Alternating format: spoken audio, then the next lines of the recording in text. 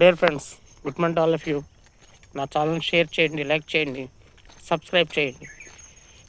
ఒక అడవిలో ఒక మృగరాజు అంటే సింహం దేవుడి కోసం ఘోరమైనటువంటి తపస్సు చేస్తుందంట. తపస్సు చేస్తే ఒకరోజు దేవుడు ప్రత్యక్షమై, ఓ మృగరాజా, నీకేం కావాలి అంటుంది.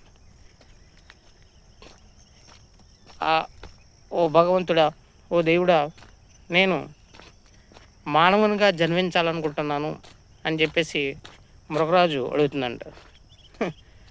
అప్పుడు దేవుడు అంటాడంట, మృగరాజా, నిన్ను నీకున్నటువంటి ఈ స్వేచ్ఛా జీవితం నుంచి మానవ జీవితంలోకి అడుగు పెడతానంటున్నావు. అది చాలా అన్ని జీవుల్లో కంటే ఉత్తమమైన జన్మే మానవ జన్మ. కానీ ఈ రోజుల్లో అది ఉత్తమంగా లేదు, చాలా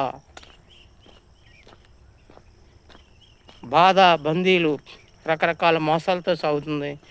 నీవు ఇష్టపడితే నిన్ను నేను మానవునిగా జన్మించేలా చేస్తాను అని చెప్తాను.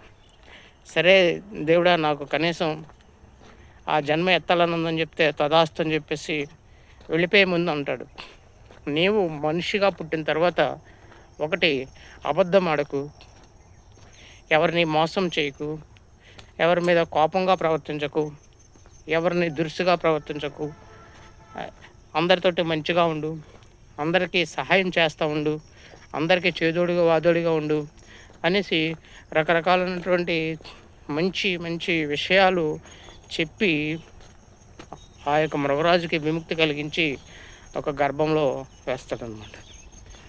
వేసిన తర్వాత ఈ గర్భంలోకి, ఒక తల్లి గర్భంలోకి ఈ మృగరాజు యొక్క జీవి ప్రవేశిస్తుంది.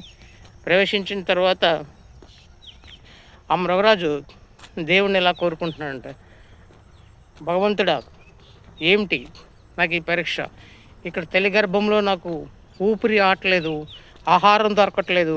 నేను బయట ఉన్నప్పుడు స్వేచ్ఛగా ఎన్నో జీవుల్ని వేటాడి చంపి తినేవాడిని, కానీ ఇక్కడ నాకు ఆహారం దొరకట్లేదు, స్వేచ్ఛగా గాలి దొరకట్లేదు అని చెప్పేసి ఇక్కడే నేను కొట్టుమిట్లాడుకుంటున్నానని చెప్పేసి అంటే, అప్పుడు దేవుడు, ఓ మృగరాజా, ఇవి నీవు చేసిన పాపాలవి. నువ్వు భూమి మీద ఉన్నప్పుడు